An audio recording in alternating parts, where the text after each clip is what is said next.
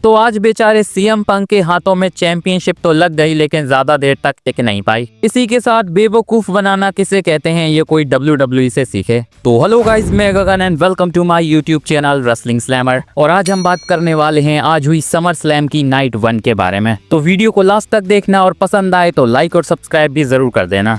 तो जैसा कि मैंने कल बताया था कि अगर रोमन रेंस का मैच मेन इवेंट नहीं करेगा तो हमें ओपनिंग में जरूर देखने को मिल सकता है। तो समर स्लैम का ओपनिंग मैच हमें Roman Reigns, Jey Uso, Bronson read और ब्रॉन बेकर का देखने को मिलता है। सबसे पहले रोमन रेंस और जे ऊसो की एंट्री होती है, जिसके बाद हमें ब्रॉनसन रीड और ब्रॉन बेकर देखने को मिलते हैं। और यहाँ ब्रॉनसन रीड वही रोमन रेंस के जूतों की माला पहनकर आए थे, जो कि बाद में वो पॉल हेमन को पहना देते हैं। इसके बाद बेल रिंग होती है, लेकिन शायद क्राउड का मन था ईट करने का, तो यहाँ फिर से म्यूजिक प्ले होता है और रोमन रेंस और जे ऊसो फिर से ईट चैंट्स लगाने लगते हैं। लेकिन इसके तुरंत बाद ब्रॉनसन रीड और ब्रॉन बेकर उनके ऊपर अटैक कर देते हैं। इसके बाद मैच की शुरुआत जे ऊसो और ब्रॉनसन रीड करते हैं, जहां शुरुआत में तो जे ऊसो बुरी तरह से पिट रहे थे और यहां बेचारे रोमन रेंस को टैग करने का मौका ही नहीं दिया जा रहा था। एक मोमेंट पर लिटरली टैग होने जा रहा था, लेकिन ब्रॉनसन रीड ने रोमन रेंस को खींच लिया और इसके बाद वो उन्हें बैरिकेड में मार देते हैं। लेकिन फिर भी किसी तरह से रोमन रेंस इस मैच में एंट्री कर ही लेते हैं।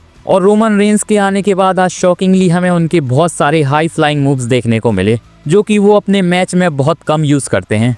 रोमन रेंस यहाँ रिंग के बाहर सुसाइड डाइव लगाते हैं ब्रॉनसन रीड और ब्रॉन बेकर के ऊपर, लेकिन इसके बाद फिर से ब्रॉनसन रीड और ब्रॉन बेकर हावी हो जाते हैं रोमन रेंस और जे ऊसो के ऊपर। लेकिन इसके बाद बैरिकेड पर ब्रॉन बेकर को एक तगड़ा स्पेयर पड़ जाता है रोमन रेंस की तरफ से। मैच के एंड में हम देखते हैं ब्रॉन बेकर स्पेयर लगाने जा रहे होते हैं जे ऊसो को, लेकिन रोमन रेंस जे ऊसो को धक्का देकर वो स्पेयर खुद के ऊपर ले लेते हैं। इसके बाद जे ऊसो ब्रॉन बेकर को तो रिंग से बाहर फेंक देते हैं और ब्रॉनसन रीड को स्प्लैश मार के इस मैच में जीत हो गई है जे ऊसो और रोमन रेंस की। वैसे तो ये मैच काफी अच्छा था, लेकिन बहुत ज्यादा प्रेडिक्टेबल था। इसी के साथ इस मैच के बाद एक वीडियो भी वायरल हो रही है, जहां ब्रॉन बेकर हमें लंगड़ाते हुए नजर आ रहे हैं। शायद हो सकता है कि ब्रॉन बेकर भी यहाँ इंजर्ड हो चुके हों। होप करो कि ये इंजरी ज्यादा सीरियस ना हो। समर स्लैम का दूसरा मैच हमें वुमेन्स टैग टीम चैंपियनशिप का देखने को मिलता है, जहां रकेल रोड्रिगेज और रोक्सेन पेरेज अपने टाइटल को डिफेंड करने वाली थी अलेक्सा ब्लिस और शार्लेट फ्लेयर के खिलाफ। ठीक ठाक मैच हमें इनका यहाँ देखने को मिलता है और ऑब्वियस विनर शार्लेट फ्लेयर और अलेक्सा ब्लिस ही थी इस मैच की। वैसे एक मोमेंट पर गलती से अलेक्सा ब्लिस शार्लेट फ्लेयर पर ही अटैक कर देती हैं। लग रहा था कि शायद यहाँ कुछ हो सकता है, लेकिन WWE ने सब सिंपल रखा था। फिलहाल शार्लेट फ्लेयर और अलेक्सा ब्लिस बहुत ज्यादा ओवर हैं क्राउड में, तो WWE ने उन्हें टैग टीम चैंपियनशिप्स भी दे दी हैं। वैसे इस मैच में सिस्टर एबिगेल लगाकर अलेक्सा ब्लिस रोक्सेन पेरेज को पिन कर देती हैं और फाइनली अब वो शार्लेट फ्लेयर के साथ वुमेन्स टैग टीम चैंपियन बन चुकी हैं। इस मैच में हमें शार्लेट फ्लेयर की परफॉर्मेंस काफी अच्छी देखने को मिलती है। नेक्स्ट मैच होता है कैरियन क्रॉस और सैमी ज़ेन के बीच में। ये मैच बहुत अनप्रेडिक्टेबल था, जिसका कुछ भी आउटकम हो सकता था। वैसे क्राउड यहाँ दोनों सुपरस्टार्स के लिए तगड़े चैंट्स लगा रहा था।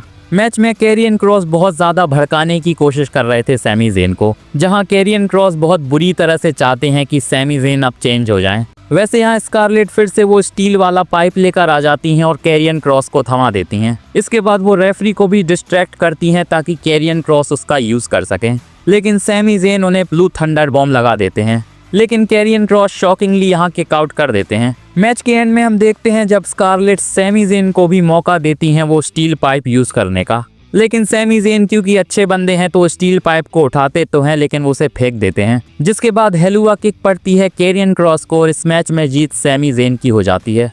वैसे लग रहा था कि शायद यहाँ कैरियन क्रॉस की जीत हो सकती है, क्योंकि सैमी ज़ेन से ज्यादा उन्हें इस जीत की ज्यादा जरूरत थी।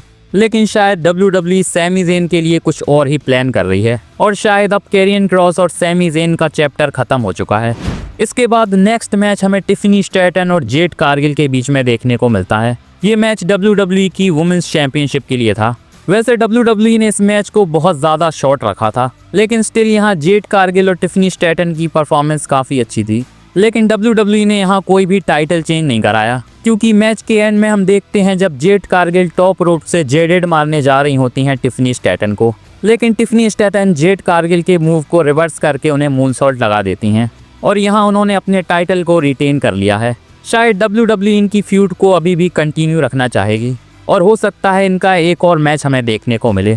नेक्स्ट मैच हमें Jelly Roll, Drew McIntyre, Logan Paul और रैंडी ऑर्टन का देखने को मिलता है।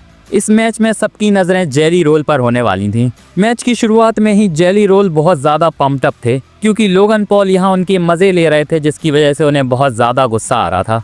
इसके बाद मैच की शुरुआत हमें लोगन पॉल और जेली रोल के साथ ही देखने को मिलती है। इसके बाद ड्रू मैकिंटायर भी यहाँ आते हैं और बहुत बुरी तरह से जेली रोल को बजाते हैं। वैसे तो इस मैच में ज्यादातर टाइम जेली रोल ही पिट रहे थे, लेकिन इसके बाद फाइनली रैंडी ओर्टन को भी टैग मिल जाता है, पर रैंडी ओर्टन भी यहाँ कुछ खास कर नहीं पाते। और इसके बाद हमें इस मैच का सबसे तगड़ा मूव देखने को मिलता है, जहां जेली रोल के ऊपर लोगन पॉल स्प्लैश लगाते हैं और ये मूव अनाउंसिंग टेबल पर लगाया जाता है, जिसके बाद जेली रोल की हालत खराब हो जाती है। यहाँ सिक्योरिटी के भी कुछ बंदे आते हैं जो कि जेली रोल को ले जा रहे होते हैं। यहाँ लग रहा था कि शायद अब जेली रोल का काम तमाम हो चुका है और यहाँ रैंडी ओर्टन भी रिंग में पिट ही रहे होते हैं, लेकिन इसके बाद अचानक से जेली रोल के ऊपर भूत सवार हो जाता है, जिसके बाद वो रिंग में आकर लोगन पॉल को चोक स्लैम लगा देते हैं। इसके बाद ड्रू मैकिंटायर आकर क्लेमोर किक लगाते हैं जेली रोल को, लेकिन इसके बाद ड्रू मैकिंटायर को आरकेओ पड़ जाता है रैंडी ओर्टन का, जिसके बाद लोगन पॉल का फ्रॉग स्प्लैश पड़ता है जेली रोल को और वो पिन हो जाते हैं। इसी के साथ WWE ने ड्रू मैकिंटायर और रैंडी ओर्टन को विक्ट्री दे दी है। आज WWE ने लोगन पॉल को इस मैच में पूरी तरह से हाईलाइट कर दिया, क्योंकि लोगन पॉल इस मैच में सबसे ज्यादा एंटरटेनिंग पॉइंट थे। बाकी रैंडी ओर्टन को तो WWE ने यहाँ कुछ खास करने के लिए दिया नहीं था। वैसे मुझे लग रहा था कि शायद WWE रैंडी ओर्टन और जेली रोल को यहाँ विक्ट्री दे सकती है, पर क्योंकि इस मैच में जेली रोल पिन हुए हैं तो शायद किसी को अब कोई दिक्कत नहीं होगी। नेक्स्ट हमें समर स्लैम का मेन इवेंट देखने को मिलता है CM पंक और गंथर के बीच में, और ये मैच WWE की वर्ल्ड हैवीवेट चैंपियनशिप के लिए होने वाला था। मैच की शुरुआत में ही गंथर यहाँ चॉप मारने का ट्राई करते हैं, लेकिन CM पंक उन्हें शुरुआत में ही डक कर देते हैं। लेकिन इसके बाद जब फाइनली CM पंक को चॉप पड़ जाती है तो उनकी शक्ल की हवाइयाँ उड़ गई थीं। इसके बाद CM पंक की बहुत बुरी तरह से धुलाई करी जाती है। गंथर यहाँ CM पंक की कुटाई करते हुए खुद को बेस्ट इन द वर्ल्ड बुला रहे थे।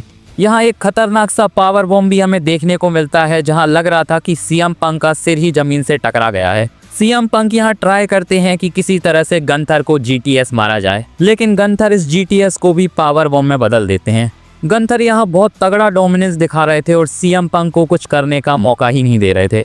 बात करें मैच के एंड की तो गंथर स्लीपर में CM पंक को फंसा लेते हैं, लेकिन CM पंक स्लीपर से निकलकर उन्हें GTS लगा देते हैं। इसके बाद वो उन्हें एक और GTS लगाते हैं और पिन कर देते हैं, और इसी के साथ अब नए वर्ल्ड हैवीवेट चैंपियन बन गए हैं CM पंक। तो फाइनली इतने सालों के बाद CM पंक की दूसरी ख्वाहिश भी पूरी हो गई है। लेकिन इसके तुरंत बाद सेथ रॉलिंस का म्यूजिक हिट हो जाता है और यहाँ से हम अंदाजा लगा सकते थे कि अब क्या होने वाला है। वैसे तो सेथ रॉलिंस यहाँ क्रचेस के साथ आते हैं, लेकिन इसके बाद वो अपनी क्रचेस और नी ब्रेस को निकालकर फेंक देते हैं और हमें पता चलता है कि इतने टाइम से सेथ रॉलिंस हमें बेवकूफ़ बना रहे थे। इसके बाद CM पंक की बहुत बुरी तरह से ब्रीफकेस से धुलाई करते हैं सेथ रॉलिंस। इसके बाद कैश इन होता है और CM पंक को स्टॉर्म पड़ता है और अब नए वर्ल्ड हैवीवेट चैंपियन बन चुके हैं सेथ रॉलिंस। इसी के साथ सेथ रॉलिंस ने फिर से एक और हाइस्ट ऑफ द सेंचुरी मार ली।